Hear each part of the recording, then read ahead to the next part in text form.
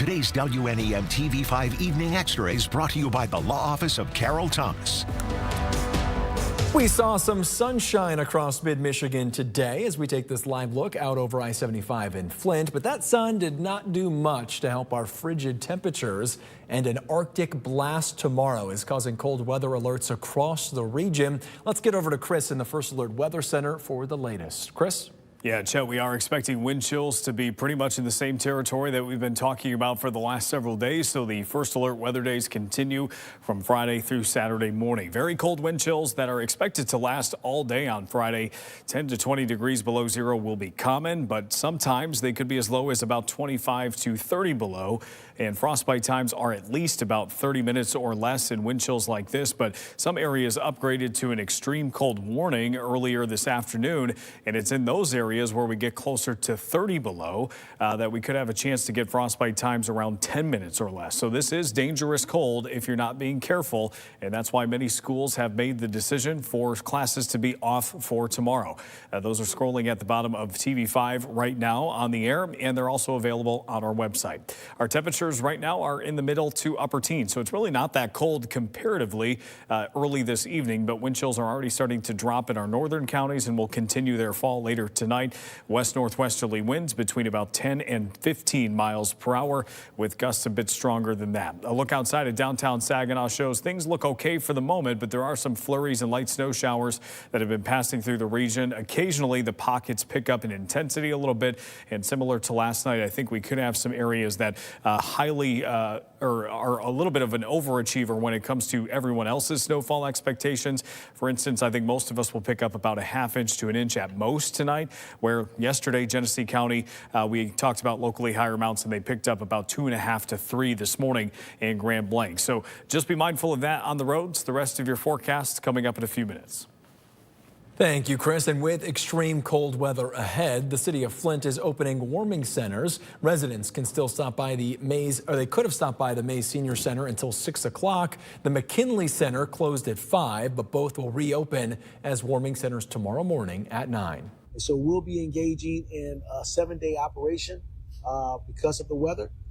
So our warming stations will remain engaged beyond Friday. Bottled water and coffee will be provided at both locations.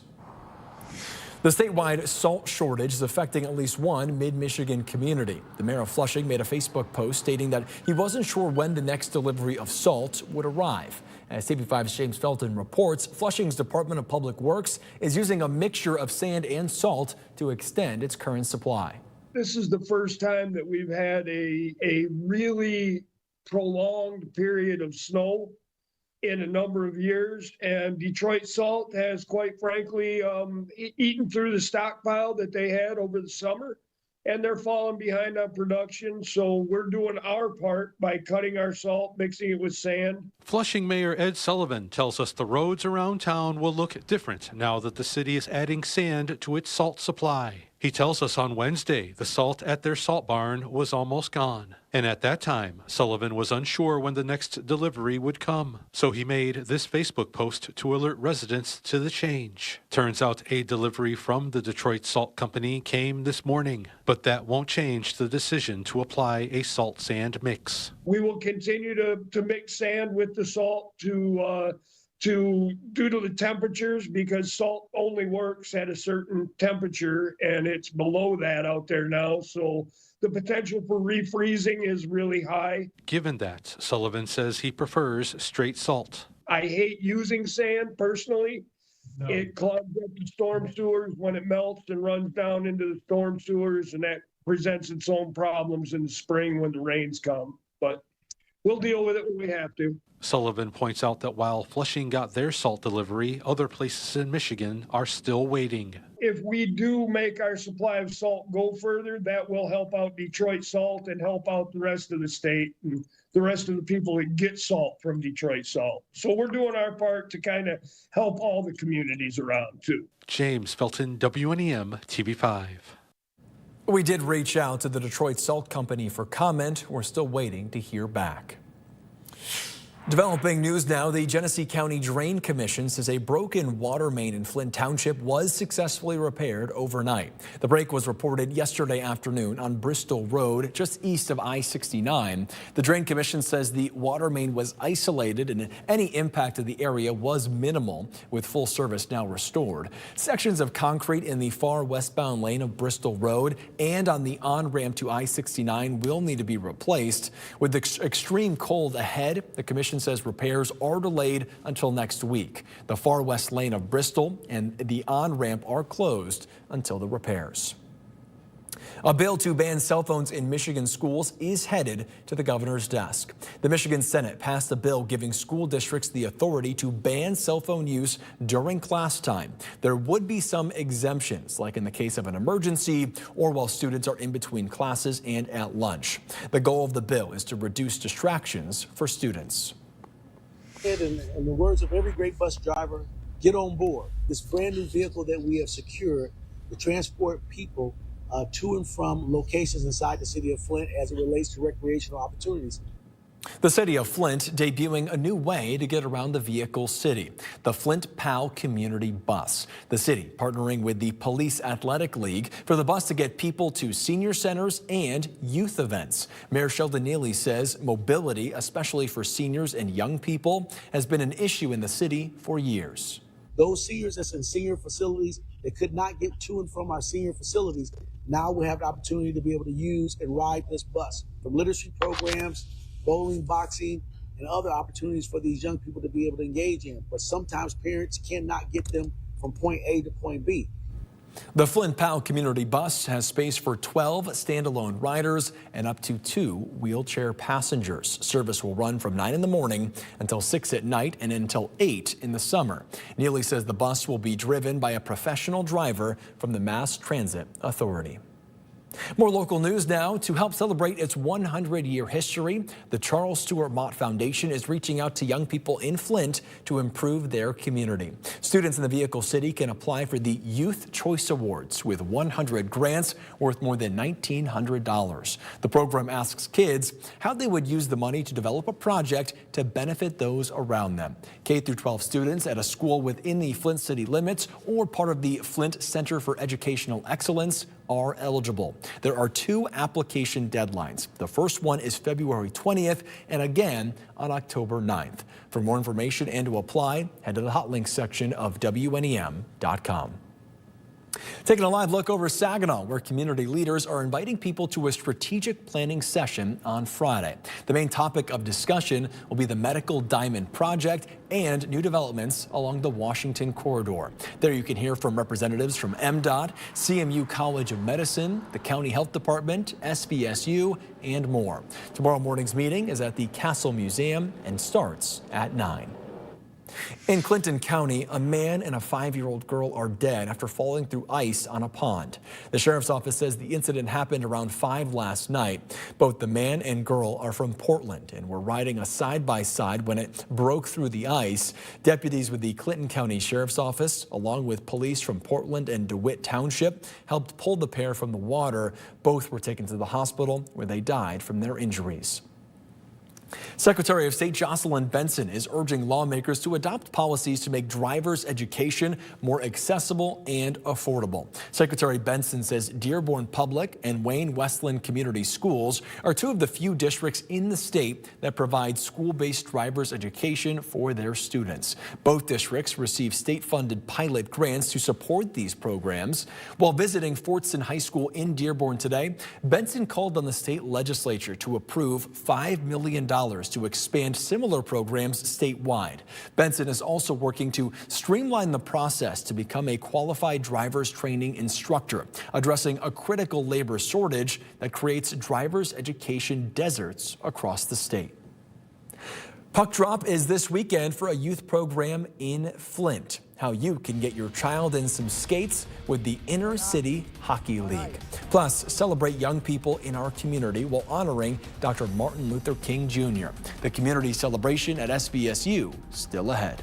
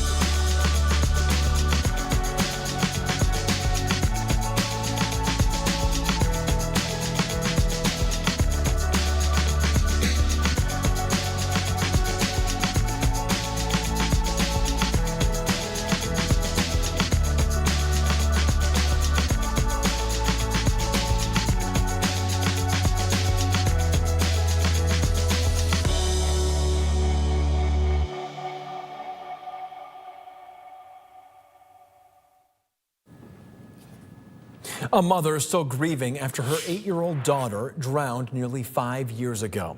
Says she feels like she lost her all over again. Memorials for her daughter were stolen from a storage unit Sunday night. As James Felton reports, the message that she has for the people who did this. I love you, Ryan. I miss you, baby girl. Words from the grieving mother of Zariah Reed. The 8-year-old drowned at Tawas Point State Park in July 2021. Reed's mother, Lanaya, tells us she kept memories of her daughter at a storage unit at Easy Self Storage in Saginaw Township. That's where she says people in this vehicle, captured on surveillance cameras, broke into the storage unit and took Zariah's things around 8 o'clock Sunday night. Her casket blanket, her favorite teddy bear, her first T-shirt that she wore on her first birthday, the shoes she wore when she passed away. Along with newspaper articles, stories from her classmates, and sympathy cards, all taken by this vehicle that disappeared into the night. Devastated, heartbroken, just it felt like, that wound, it wasn't never closed, but it bursted back open. It's just like I lost her all over again. And now all she wants is to get these memories of her daughter back. It would mean everything. Like, that's my world. That would mean everything. Like, right now, it's just like I'm walking and don't even feel the ground beneath me. Like, it's heartbreaking. Like, I need that back. Like, I need it back. Things returned that Lanaya says should never have been taken in the first place. How dare you? Like, I know you looked in it and you saw what it was, and I'm sure it wasn't what you was looking for. Like, how dare you? Like, how could you even move on knowing you took that from a mother, like, who lost a kid? Like, that's just unfair. It's like, just return it. Like, if you could return it, just return it. You can't do nothing with it. Like, it mean a lot to me. It might didn't mean nothing to them, but it means so much to me and my family. Saginaw Township Police tell TV5 this is an active investigation. They want anyone with information to call the Saginaw Township Police Department. Meanwhile, an employee at Easy Self Storage wants customers to know Lanaya's storage locker was the only one that was broken into. A former associate pastor in Midland pleads no contest to multiple sex crimes. Randy Saylor of Living Word Church was charged with criminal sexual conduct against a child and family member. According to court documents, he will be sentenced on March 19th. He faces up to 10 years in prison. It'll look outside tonight at downtown Flint, where it seems like things are much quieter than certain parts of Genesee County early this morning. Talked about some of those heavier snow bands that could move through that area, but even then, talking about some localized totals of about 1 to 2. Well, that lake effect went even higher than 2, about 2.5 to 3 inches in some areas early this morning, certainly coming down. So the location seemed right, but lake effect once again proving that it's the boss. Low temperatures tonight right around 0 or a little bit below, and these are your actual temperatures. These, of course, are not the wind chills, and very little recovery with actual temperatures tomorrow too. There may be locations that are below 0 for the entire day on Friday. Areas a little bit further to the east seem to be a little bit more favorable to come up above 0, but everybody is cold with the wind chill. I want you to think of this graphic more as how low it could get at times. I do not think it will be in that 20 to 30 degree range below 0 the entire time. I think 10 to 20 below is going to be common, but occasional drops to this in some areas are certainly on the table. I think our northern counties have the best chance to reach closer to about 30 degrees below 0, along with some of our areas along US 127. But you'll also notice as we put this into motion and take it into the afternoon, there's not much improvement from morning until afternoon or even the evening. So that's why you're seeing the decisions come in from school districts tonight that are just closing the entire day. There is no delay that's really going to solve anything for tomorrow based on how projections look with the wind chill throughout the entire day on Friday. As we head into Saturday, it seems like we get some improvement as we go towards the morning, more or less 10 to 20 below in most cases, but there's actual improvement on Saturday afternoon where I think we have a chance to come up into positive territory for the second half of the day. So pretty much the first alert weather day will exist for the entire day tomorrow, and then on Saturday morning before we expire it for the rest of the day. Your first alert pinpoint Doppler radar shows scattered snow is still possible for tonight.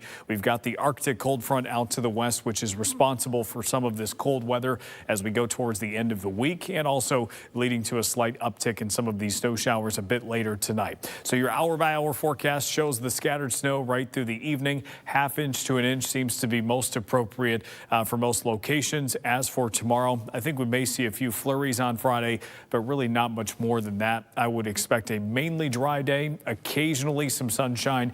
That sunshine should allow us to at least improve slightly, but really not much.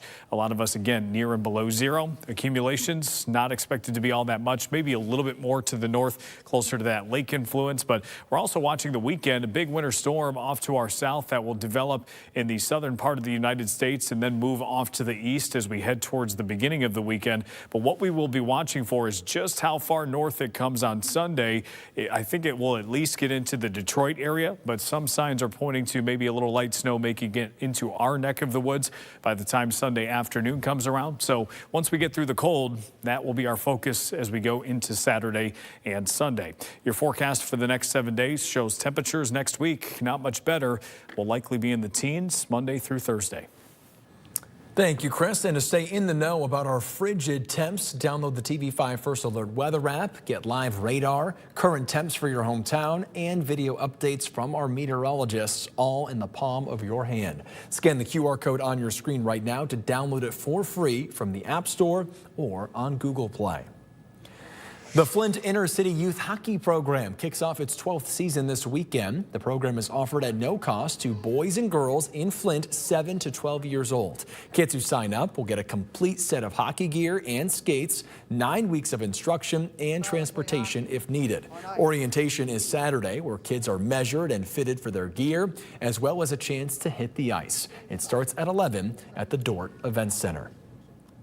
Tonight, you can honor the legacy of Dr. Martin Luther King Jr. The theme for tonight's community celebration at Saginaw Valley State University is Working Together, Sharing the Dream. The event will recognize high school seniors from all over mid-Michigan as scholarship recipients whose actions embrace King's vision, and recognition for mid-Michigan community leaders for their service. Sint Marshall, the president and CEO of Marshalling Resources and the former CEO of the Dallas Mavericks, will deliver the keynote address. The celebration is about to start at 7 o'clock tonight at the Malcolm Field Theater on the SVSU campus. Our Colette Boyd will serve as tonight's MC.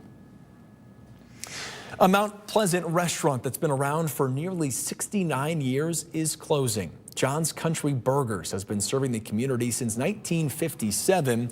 After sharing the announcement on social media of their closure, the owner said the response from customers has been far greater than anticipated. The restaurant is planning to close on Saturday, but that could happen sooner if food runs out.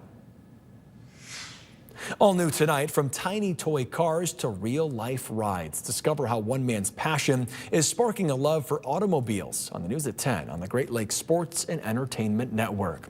Then on TV5 News at 11, dangerous cold. We'll have furnaces working overtime. How to heat your home safely if yours goes on the fritz. Also at 11, a group armed with guns sets up an ambush on a house, and it was caught on camera. And then your 7-day forecast here shows we've got some flurries in the next couple of days. Cold wind chills, of course, the main story. But even actual temperatures may drop to around 10 to 20 degrees below zero on Saturday morning. So even if the wind dies down a little bit Friday night, what we make up for in wind, we lose in actual temperature. So I think it'll feel the same. But there is improvement on Saturday afternoon. Sunday, we'll watch the system to our south that is gaining the attention of the entire country, it seems. Yeah. We will be on the northern fringe of that if it moves in at all. So we'll be watching that too. Of course, we've got the weather stream later on tonight. We can talk about that and vent your frustrations about the cold. Do whatever. It is not going to be a fun weekend. Thank you, Chris. Thank you for watching WNEM Evening Extra. Of course, keep up with us as the news breaks online, on our app, or on social media. We'll see you on TV5 at 11.